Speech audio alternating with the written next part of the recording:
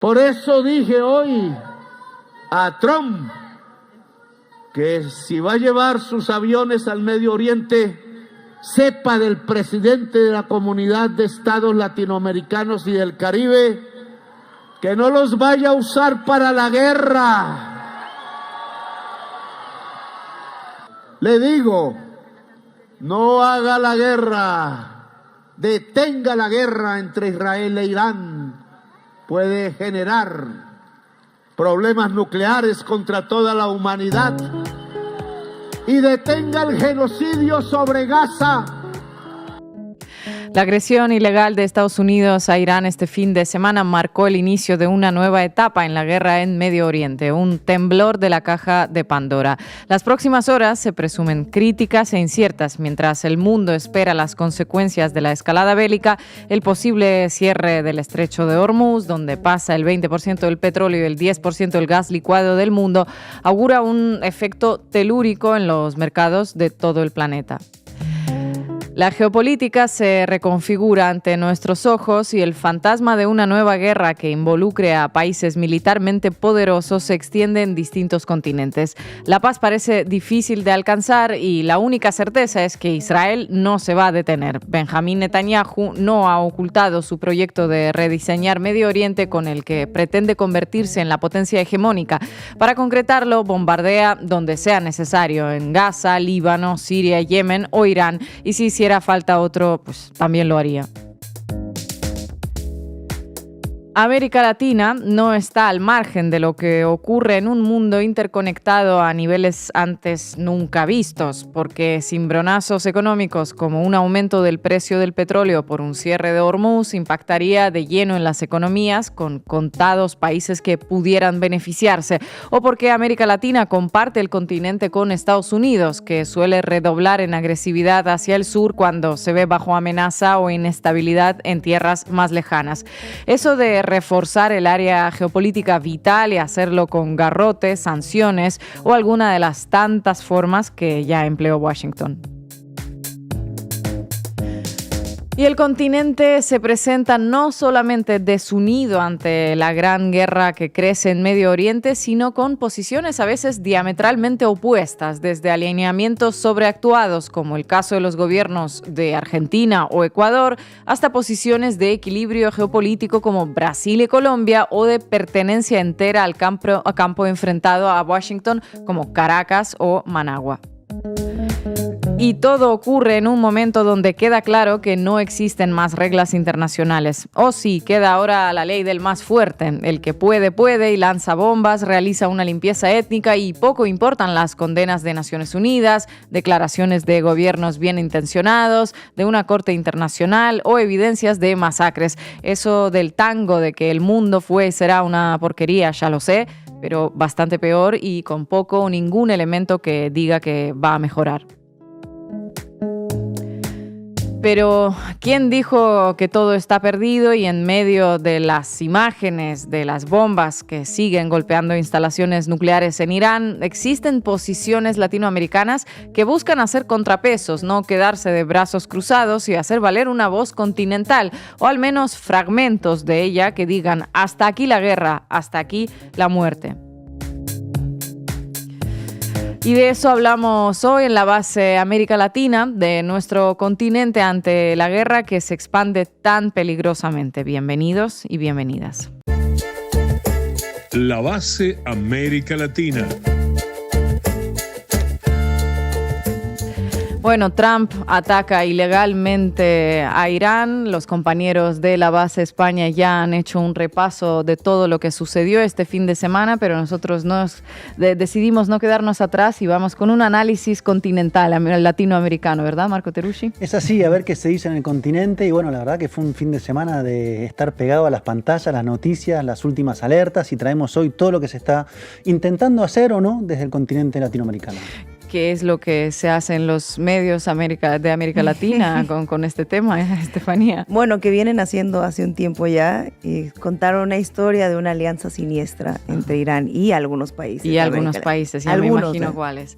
Bueno, hoy también vamos a contar con Naya Sanso, analista de geopolítica, y vamos a arrancar ya. Debí tirar más datos. Con Marco Teruggi. Las bombas arrojadas por Washington sobre 3 instalaciones nucleares iraníes impactaron en la diplomacia latinoamericana, tanto por la gravedad del hecho en sí, como por las consecuencias que pueden desprenderse de un ataque unilateral que, puede decirse, conmocionó al mundo. Si la geopolítica global ya estaba en zona crítica, esta ingresó a un terreno de alerta máxima, con impactos que también llegan a nuestro continente. Nadie vive hoy aislado en su cuadrado nacional.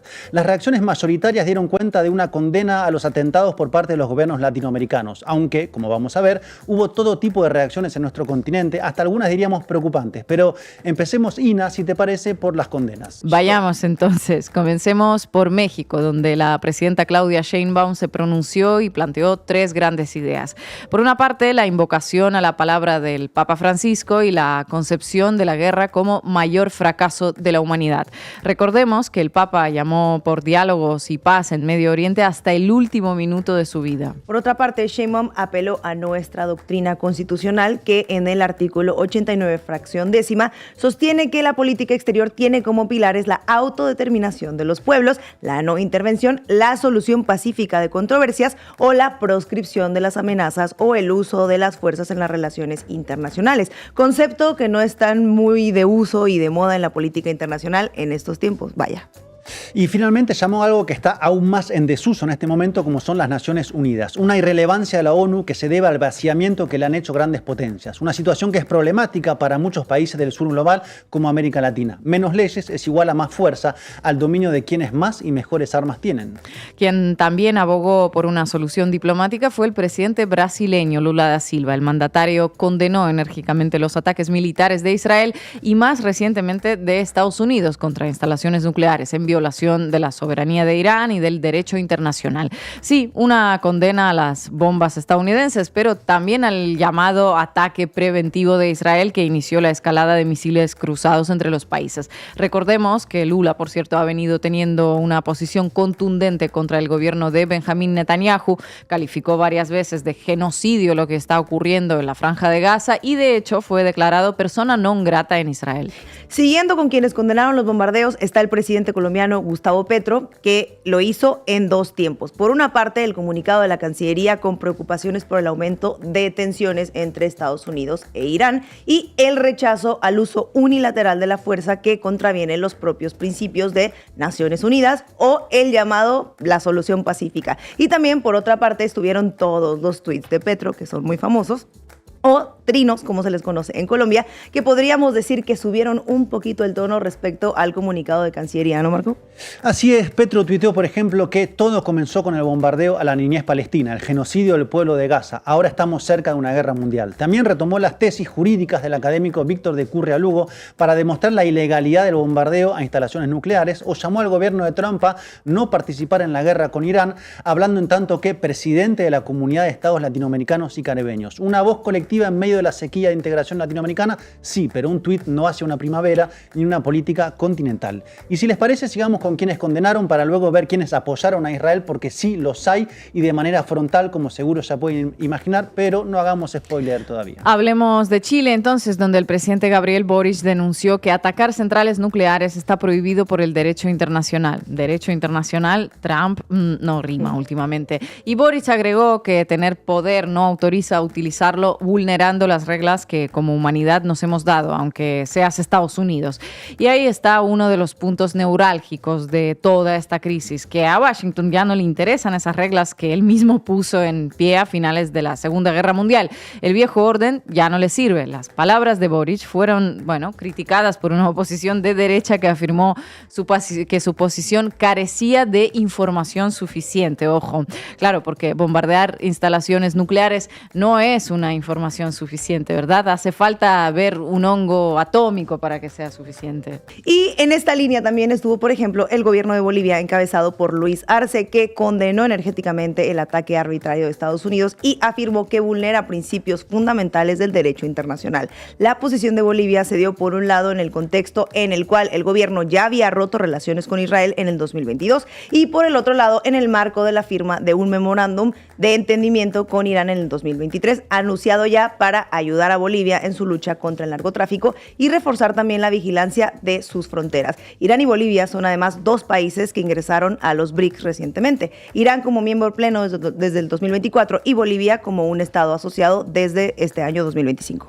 Finalmente podemos citar el caso del presidente venezolano Nicolás Maduro, que fue quien no solo condenó de manera categórica, firme, el vil atentado perpetrado por Washington, sino que mostró su apoyo al gobierno iraní, expresando su solidaridad absoluta con el noble pueblo de Irán y su gobierno. Irán y Venezuela han estrechado sus lazos en los últimos años, con visitas de ambos presidentes en sus respectivas capitales, además de enfrentar ambos la política de sanciones económicas de Washington. Bueno, y ahora sí, si les parece, vayamos a la otra cara. Ni de quienes condenaron los ataques o quienes buscaron un equilibrio llamando a la no proliferación de armas nucleares y a Irán a cumplir esos compromisos, sino de quienes respaldaron los ataques de Israel y de Estados Unidos. Adivinen quiénes pueden haber sido. No sé por qué, pero me suena como a un presidente que anduvo de viaje por Israel hasta unas horas antes de que Israel lanzara el ataque preventivo contra Irán.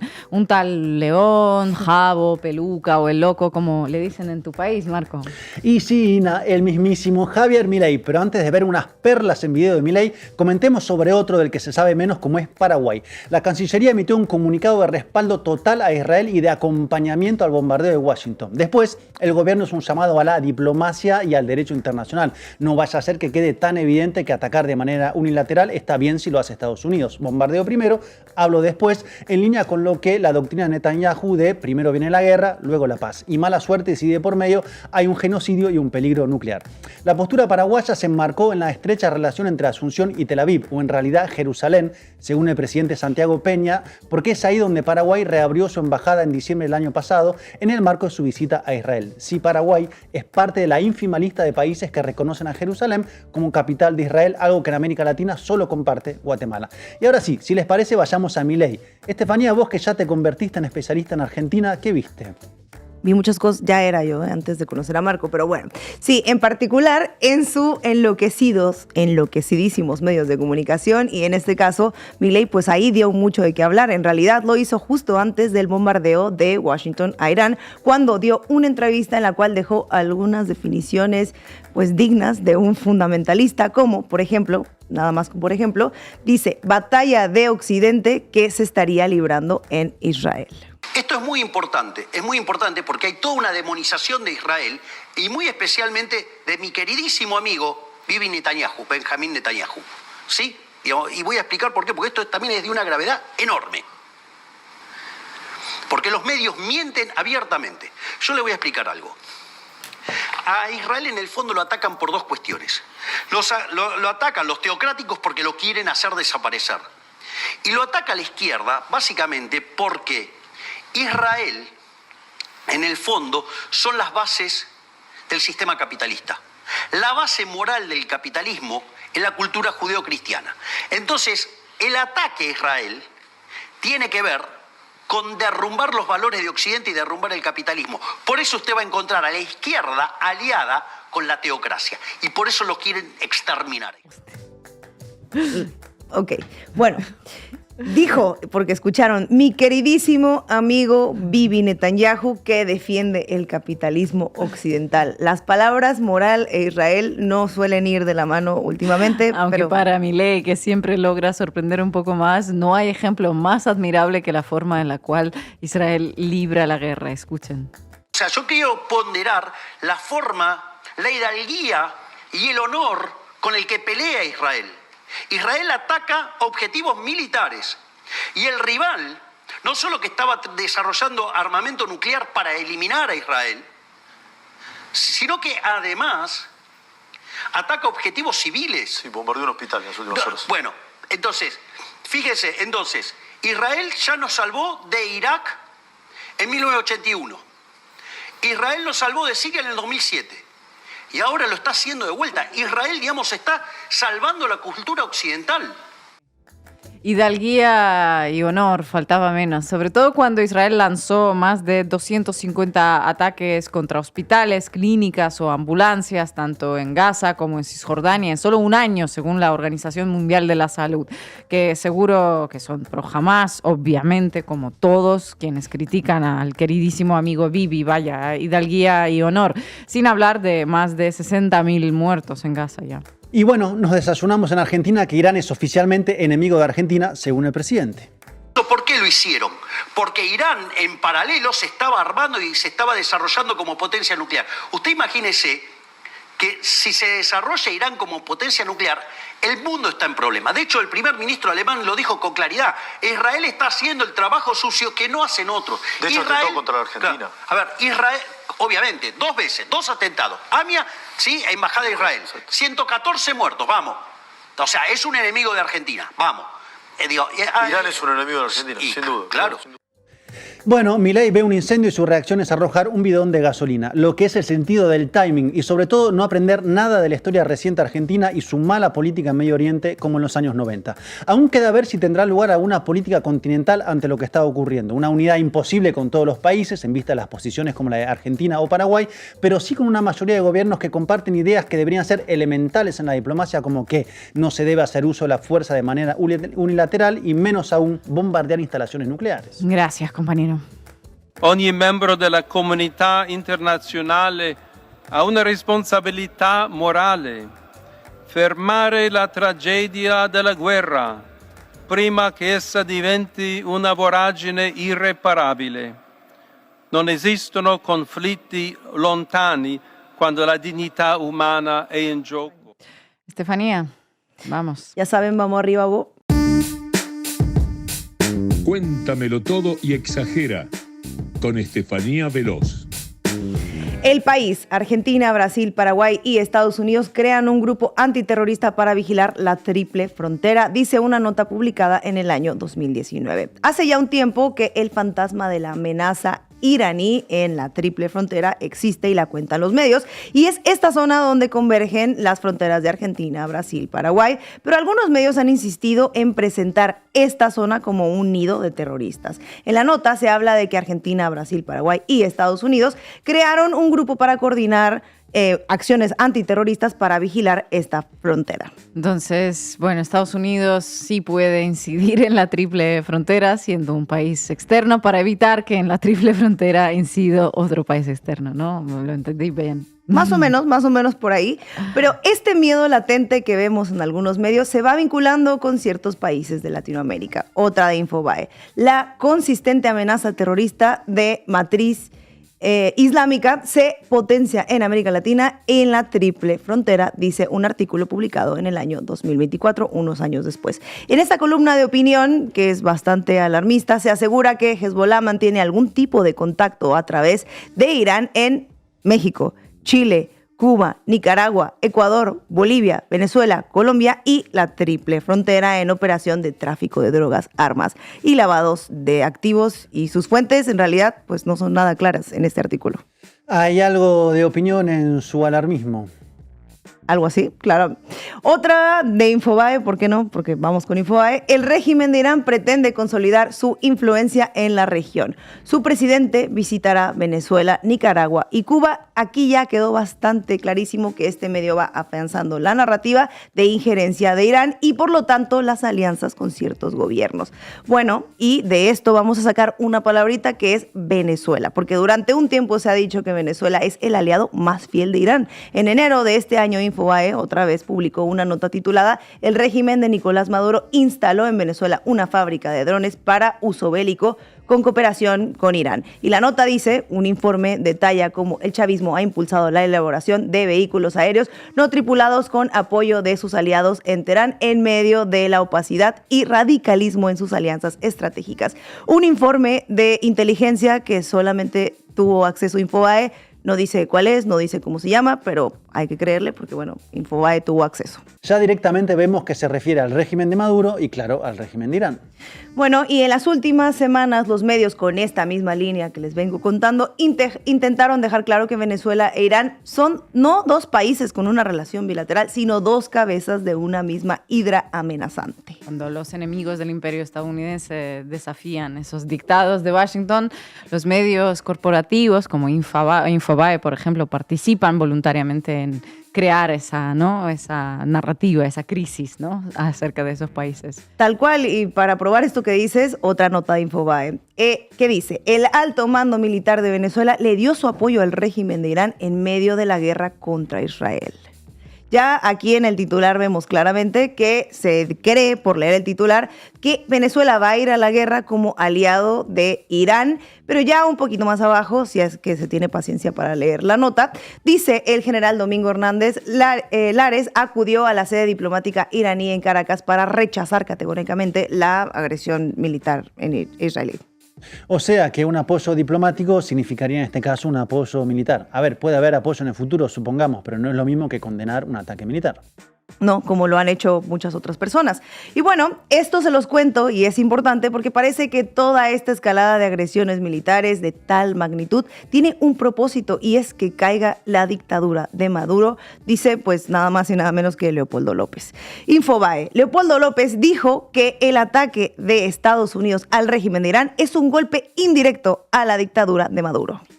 Bueno, fuente de esta información de Infobae, pues Leopoldo López y su pensamiento ilusorio. Todo es un golpe indirecto a la dictadura de Maduro que no se olviden, ya cae, ya está a punto de caerse. Y como no nos quedamos con lo que dijo Leopoldo López, pues lo mismo se está diciendo en programas de internet. Por ejemplo, un programa de TVB, que es un canal de televisión de suscripción venezolana estadounidense. Con Irán, tan estrecha que han firmado por lo menos 400 convenios. Han entregado 10.000 pasaportes a sirios y a iraníes, el régimen venezolano. Y se habla de esta base, la base Libertador, para la construcción de drones bélicos. Entonces, esto se mantiene allí. Bueno, ya perdió Maduro al Assad, pero tiene todavía Irán.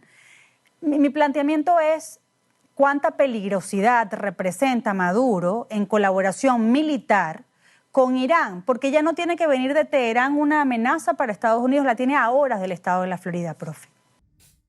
O sea, todo tiene que ver con Nicolás Maduro, todo gira en torno a Nicolás Maduro. Menos mal que estos medios le están viendo el beneficio, ¿no?, a una posible guerra mortífera con posibles consecuencias nucleares. Así, bueno, están convenciendo a sus audiencias de que algo bueno saldrá de una posible guerra nuclear, la caída del régimen de Maduro, evidentemente, ¿no? Saldrá algo bueno. Bueno, también muchas otras personas están opinando eso, pero les traigo un ejemplo. Lo mismo, casi lo mismo que vimos anteriormente, es una nota que se publica en el portal de TV Azteca, porque ojo, TV Azteca no nada más tiene televisión, tiene una página de noticias. Y dice, la red de Irán en América Latina será el principio del fin. Y la nota dice, si cae Irán, cae una de las muletas más importantes que sostienen otras dictaduras, Nicaragua, Cuba, Venezuela y muchos regímenes autoritarios en América Latina. Luego no los nombra, ¿no? Pero bueno. Hasta termina pareciendo que se emocionan con la guerra con tal de que se vaya Maduro, suelten las bombas nucleares que quieran y avanti que ahora sí, por fin cae Caracas. Y hablando de TV Azteca, perdón, tenía que decirlo, no perdió la oportunidad de hablar de esto y de los regímenes autoritarios como les gusta en Latinoamérica, sino también para jalar, como decimos en México, agüita para su molino, porque en medio de todo esto compararon la violencia derivada de estos ataques a la violencia que se vive hoy en México.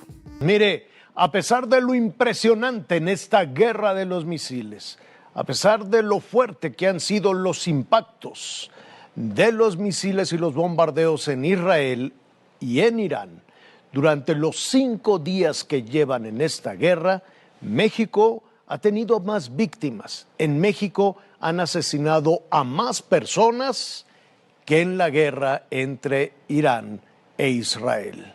La lluvia de misiles, la lluvia de proyectiles en el Oriente Medio ha dejado hasta este momento una cifra oficial de 254 muertos, 230 en Irán y 24 en Israel, mientras que en México se registran en el mismo lapso 294 ejecuciones, 294 asesinatos entre el 12 y el 16 de junio. Esto de acuerdo al informe de seguridad del gobierno federal. Muchos de las víctimas en medio de la guerra, con estas imágenes tan perturbadoras como las de los bombardeos en el Medio Oriente. Es el caso de, además, si hacemos el comparativo, de la batalla en las calles de Culiacán. Ah, bueno. TV Azteca se lució con su análisis, comparar los homicidios en México con pantallas partidas, con las bajas en el polvorín de Irán, Israel y Estados Unidos, proclamando que aquí se mata más que en la guerra en Medio Oriente. Sí, además de que a Gaza no la mencionan ni por asomo, ¿no? Bueno, pues nada, qué manera de mezclar churras con merinas y ignorar el pequeño detalle de que un conflicto geopolítico no es lo mismo que la violencia estructural de México y de paso también haciendo mutis con las citas de medios de Oriente Próximo, ¿no? Bueno, y este noticiero claramente optó por el camino fácil, usar una crisis global como garrote para evidentemente golpear al gobierno, que eso pues ya es marca de la casa. Bueno, pues nada, acabamos de ver que algunos medios se esfuerzan para informar sobre una posible guerra del otro lado del mundo de una forma para que les sirva a sus propios intereses, ¿no? Muertos en México, caída del régimen de Maduro y, bueno, lo que haga falta. Gracias, Estefanía. It was an incredible and overwhelming success. The order we received from our commander-in-chief was focused, it was powerful, and it was clear. Many presidents have dreamed of delivering the final blow to Iran's nuclear program, and none could. Until... A buena entendedora, con Ina Afinogénova. Desde hace años y aún décadas se especula acerca del cierre del estrecho de Hormuz, como en un baile de minué. Los dos antagonistas, Irán y Estados Unidos, se fueron preparando para esa eventualidad y adaptando sus movimientos en función de su contrincante. Pero ¿qué tan factible es cerrar Hormuz? ¿A qué precio se iría el petróleo y cómo reaccionaría la economía mundial? ¿Cuáles serían los países más afectados? ¿Habría beneficiados, tal vez? A medida que la animadversión de Estados Unidos y de Europa iba creciendo, Irán desarrolló su doctrina militar y su armamento propio adaptado a su entorno y a su posición geográfica. Irán no tiene grandes barcos, carece de portaaviones y de submarinos de alcance estratégico. Lo que sí posee es una gran cantidad de embarcaciones pequeñas, sigilosas y rápidas, equipadas con misiles antibuque de fabricación propia y otros de origen chino. También posee submarinos pequeños y ultra pequeños. Irán no podría enfrentar a Estados Unidos en una batalla naval en mar abierto, pero tampoco se preparó para intentarlo. Por analogía, podríamos decir que su estrategia consiste más bien en una guerra de guerrillas marítimas. Su poder disuasorio se desarrolló adaptado a sus posibilidades económicas y a las condiciones específicas del Golfo Pérsico y el Golfo de Omán. Un espacio marítimo acotado donde los grandes buques de guerra pueden perder sus ventajas si son acosados por embarcaciones más pequeñas, pero más difíciles de detectar. En su punto más angosto, Hormuz tiene apenas 40 kilómetros del lado de la costa de Omán, enfrente del puerto iraní de Bandar Abbas. Las lanchas rápidas de las fuerzas navales pueden cruzar el estrecho en algo más de 20 minutos. Otra clave del dispositivo militar iraní es su desarrollo misilístico. El país persa carece de una flota de aviones modernos con capacidad de enfrentar a Estados Unidos e Israel, pero en su lugar se concentró en desarrollar toda una gama de misiles y de drones. Su efectividad está siendo probada a partir de su capacidad de penetrar en la cúpula de hierro, el sistema defensivo antiaéreo que mantiene desplegado Israel. Una incógnita aún no develada en la hipótesis de un cierre del estrecho de Hormuz es la capacidad, el alcance y la efectividad de los misiles antibuque iraníes. Se trata de un factor clave, ya que determina la distancia a la que debería operar la flota estadounidense. Si cambiamos el prisma hacia las implicaciones económicas, la relevancia del estrecho de Hormuz radica en que por ahí transita el 20% de la producción mundial de petróleo, 20 millones de barriles diarios en los puertos que se encuentran dentro del Golfo Pérsico. Se embarca el petróleo que producen Arabia Saudita, Irán, Irak, Emiratos Árabes y Qatar. ¿Hacia dónde se dirige? Bueno, primordialmente a 4 países asiáticos que son grandes consumidores: China, la India, Japón y Corea del Sur. Una cantidad menor se dirige a otros países asiáticos y también al mercado europeo. ¿Y qué ocurriría en caso de cierre? Bueno, existen oleoductos que permitirían desviar una parte del petróleo que actualmente sale por Hormuz hacia la costa oeste de Arabia Saudita y hacia puertos del Mediterráneo. Sin embargo, su capacidad es limitada, así que solo servirían para desviar una pequeña fracción del petróleo. Las consultoras y los especialistas coinciden en que el precio del petróleo se dispararía. Las proyecciones más moderadas lo sitúan en el orden de los $160 y las más aventuradas se estiran hasta los $400 por barril. De hecho, ya abrieron los mercados en Estados Unidos y efectivamente está subiendo. En cualquier caso, son aumentos tan significativos que llevarían a que la economía mundial entrara en recesión. Europa, que aún padece las consecuencias del incremento del precio del gas a partir de la guerra en Ucrania, sumaría un nuevo dolor de cabeza porque, bueno, es una zona netamente importadora. La competitividad de su industria seguiría descendiendo respecto a las de Estados Unidos y también de China. ¿Y cómo impactaría esto en Estados Unidos? Bueno, un aumento del precio del petróleo trastocaría los planes de Trump para hacer América grande de nuevo. Uno de los pilares de su plan económico es precisamente mantener un precio bajo del combustible en torno a los $60 para poder reactivar la industria. Otra materia prima que vería comprometido su abastecimiento es el gas natural licuado. A través del estrecho de Hormuz se transporta el 20% del gas natural licuado que circula por el mundo y uno de sus principales productores es la monarquía catarí.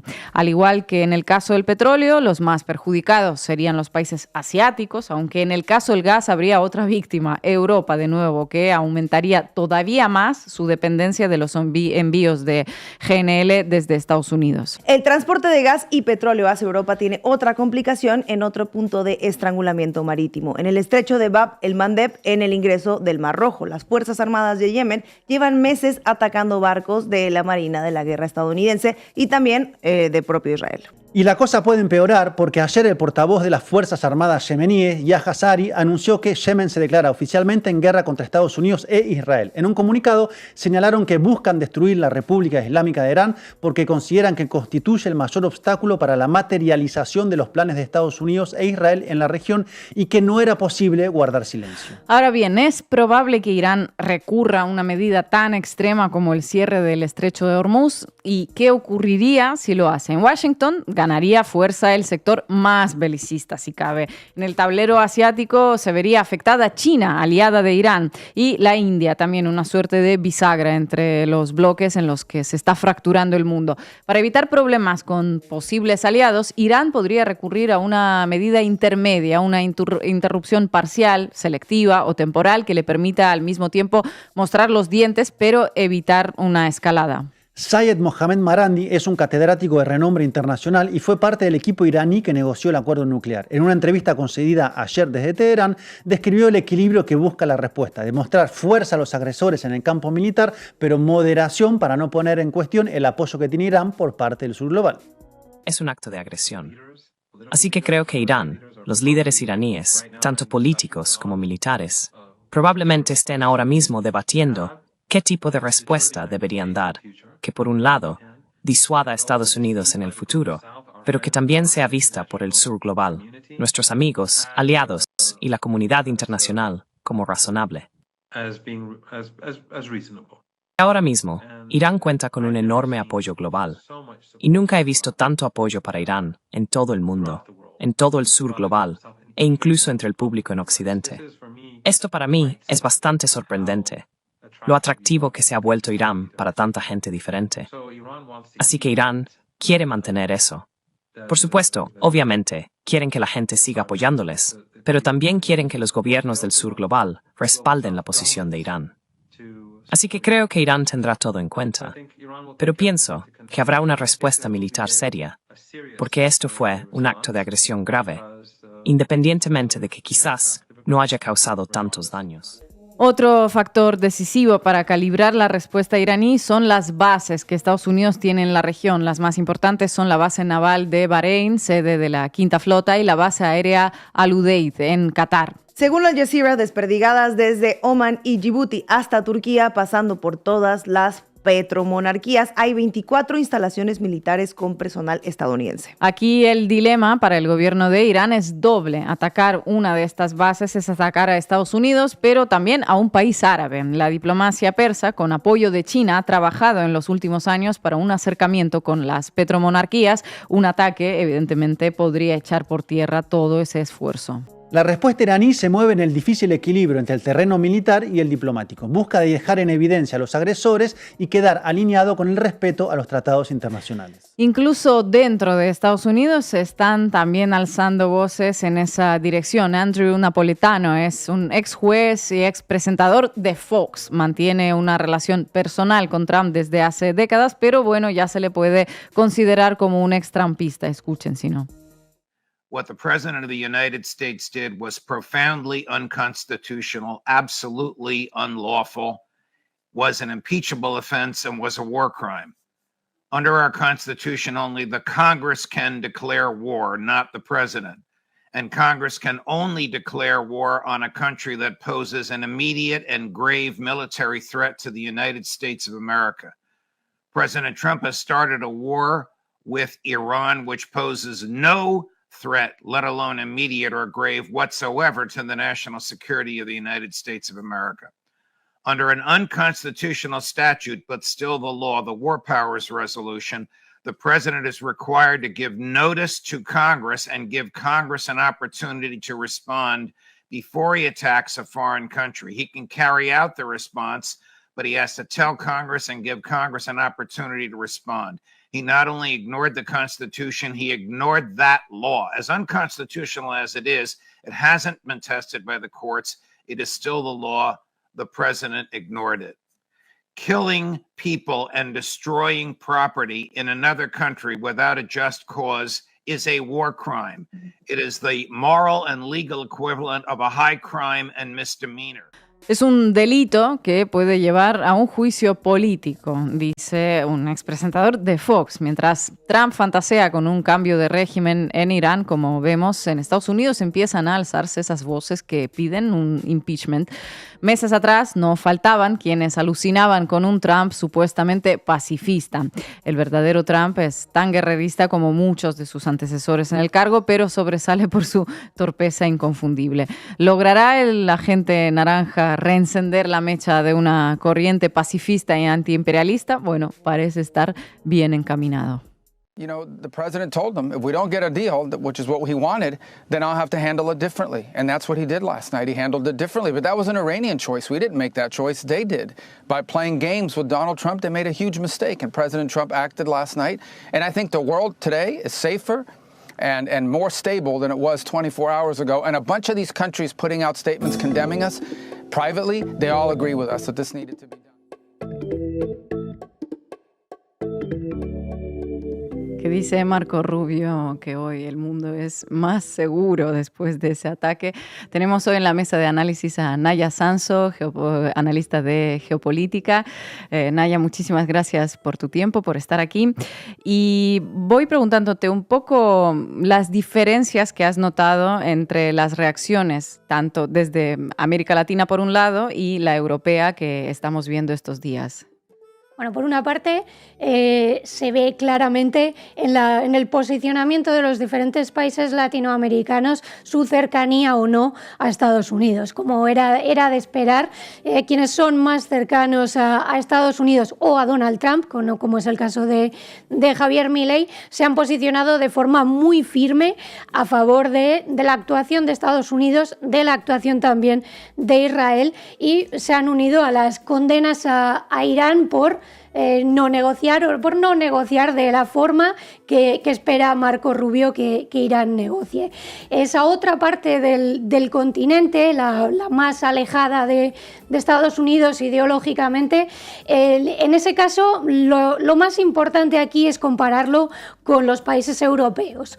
En Europa las cancillerías han emitido comunicados básicamente de dos puntos: no mencionar ni a Estados Unidos ni a Israel, aceptar este ataque como exactamente lo que ha dicho Marco Rubio, el mundo es más seguro, y la segunda parte, condenar a Irán. Algo que hacen sin caer en la cuenta de la hipocresía que supone, especialmente teniendo en cuenta la comparación con Ucrania, donde sí se pide que haya alto el fuego para que Ucrania, el país agredido, pueda negociar con garantías. En este caso, se estaba intentando obligar a Irán, el país agredido, a que negocie tal y como le exigen los dos países agresores. Esa es la principal diferencia entre los países latinoamericanos que han condenado la agresión y los países europeos que simplemente han decidido que lo que estamos viendo con nuestros propios ojos no es la realidad, sino que ha sido aparentemente Irán quien se ha levantado de la mesa y quien es un peligro para el mundo. No es quien lo ha bombardeado, sino el propio Irán. Eso es lo más importante de la reacción latinoamericana, es que está analizando la realidad, no la realidad tal y como nos la está presentando Marco Rubio o Pete Hegseth. Naya, se habla mucho de Israel, del apoyo de Estados Unidos, del apoyo que le da también Europa, pero se habla poco de Rusia y me gustaría poner el foco analítico ahí. ¿Qué piensa Rusia? ¿Qué puede hacer Rusia? ¿Qué le está pidiendo Irán a Rusia? Bueno, Rusia es un país importante, no solo porque sea uno de los 5 miembros del Consejo de Seguridad de Naciones Unidas, de los 5 miembros permanentes, sino porque ha sido el primer país que ha visitado el ministro de Asuntos Exteriores de Irán después del bombardeo de Estados Unidos. Ha estado esta mañana en Moscú, se ha reunido con Vladimir Putin y la reacción rusa es también relevante, especialmente porque parece muy coordinada con la de Beijing. Esta reacción de esa parte de los BRICS, donde no hay que meter a India, es importante porque Vladimir Putin ha condenado, incluso a pesar de los equilibrios que Rusia intenta hacer en Oriente Medio, equilibrar su alianza estratégica con Irán, con su relación con Israel. Vladimir Putin ha condenado de forma clara y firme la agresión israelí primero en su conversación con Donald Trump y la actuación de Estados Unidos ahora. ¿Qué puede hacer Rusia por Irán?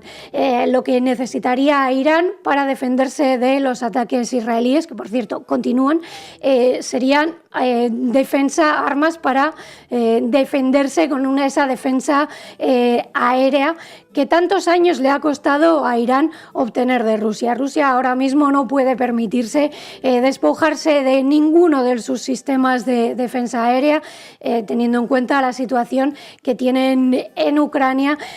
No va a haber una ayuda militar, puede haber una ayuda diplomática.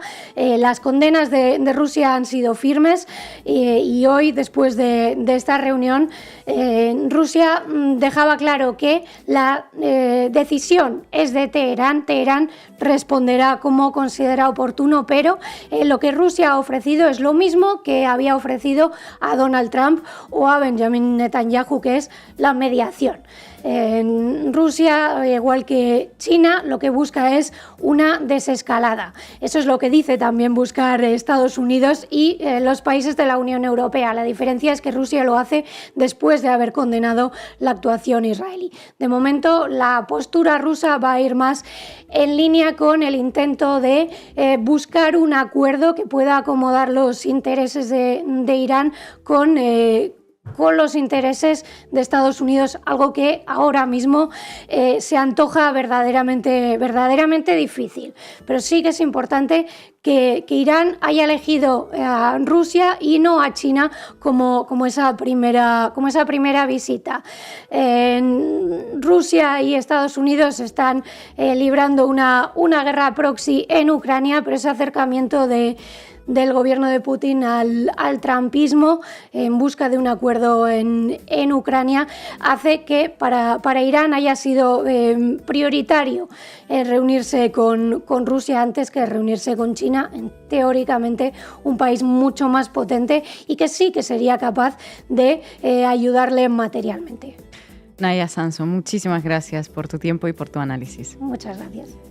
Bueno, nosotros llegamos al final del programa. Vamos a ir despidiéndonos hasta mañana a esta misma hora, en este mismo lugar. Y si quieren apoyar nuestro periodismo, pueden escanear ese QR que ven en pantalla y hacerse socios de Canal Red.